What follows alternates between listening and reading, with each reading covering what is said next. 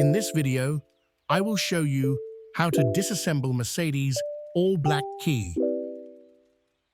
Remove the emergency blade.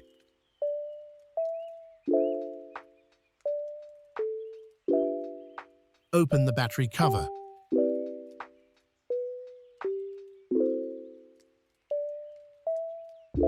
Now, you can change the battery if necessary.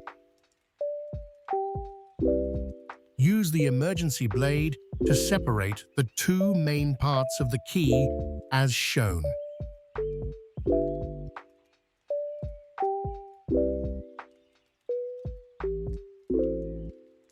Now let's put them back together.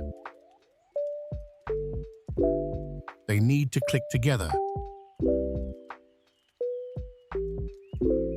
Put back the battery cover.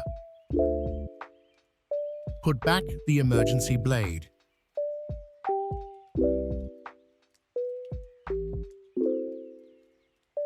You are ready.